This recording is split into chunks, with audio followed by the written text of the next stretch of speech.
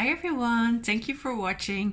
Today I want to talk a bit about why I call myself a spiritual coach. A couple of you have reached out to me to ask me why do you call yourself a spiritual coach?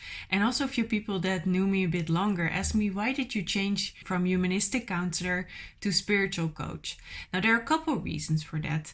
First of all, when I started my studies, my education, I was 18 years old, very young, and I studied humanistic studies. And that made me a humanistic counselor. I did 6 years, 2 years bachelor, 3 years master, and I specialized in being a counselor. And after that, I worked in a psychiatric hospital for around 5 years. And during that time, I discovered that being a humanistic counselor was a bit too narrow for me. It didn't fit me well because only focusing on the humanistic part, I was missing some spirituality, and inside myself I felt I missed the connection with what I call the spirit or God. So during that time I developed myself further, learned more about spirituality, and also within the team of my work we decided to call ourselves spiritual counselors instead of humanistic counselor or priest or chaplain or imam.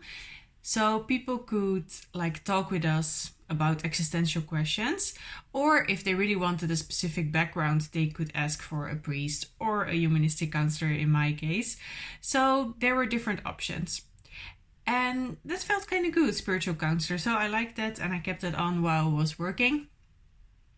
After a few years, I met my husband, and he's religious, and I talked more with him about my religion, how I see my spirituality, and I grew deeper into my own beliefs. And after that, my husband got the opportunity to start working here in Switzerland, where we are now. So I moved with him, and during the time I also was pregnant. I decided to take some time off to enjoy my pregnancy and being together with the baby for the first few months, and after see what I wanted to do here in Switzerland. Now, the pregnancy itself was super nice. I had a lot of time to connect deeper to myself, to have beautiful walks here in nature, and to understand more about what I'm passionate about, what I want to do in life. And after there was the birth, that was pretty heavy, pretty rough, and also the time after I really needed some time to regroup, get back to feeling good physically and emotionally. And during that time I discovered that actually I was always really taking care of others. I really enjoyed that a lot. That's also why I started to do my study. I wanted to help other people. But at that time, I really needed to take better care of myself.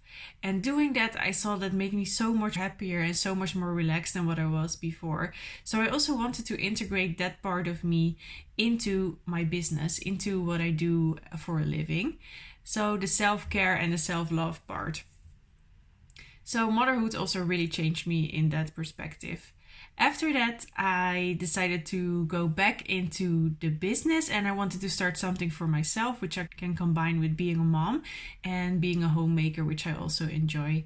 So I started to think humanistic counselor doesn't fit me anymore for two reasons. The humanistic part, because I focus on something bigger now, on something broader, not only about how you as a human you give meaning to your own life, but also more about taking care of your spirit, your soul as you will call it, and connecting that to something bigger than just being human, something bigger than ourselves. And I thought counselor doesn't also fit me anymore, because a counselor for me reminds me of, for example, a legal counselor, someone who gives advice, someone who tells you what to do. That's also fine if you need that, but I wanted to be a coach. I wanted to support people to bring more happiness, more joy, more self-love to their life. And that journey can be kind of lonely sometimes. So I want to be that person that's there for you, rooting for you, supporting you, coaching you to get on this new journey and to become a better version of yourself. So that's why I thought counselor should be changed in coach. My development that I had myself over the past few years made me feel like I grow into that name and that role of going from humanistic counselor to spiritual coach. So that is why I call myself a spiritual coach now. I hope that is kind of useful, this information. If you have any questions about what I just told you, don't worry, just ask them to me, write me a message, and we can chat about it further. Thank you so much, and I hope you have a beautiful day. Bye bye.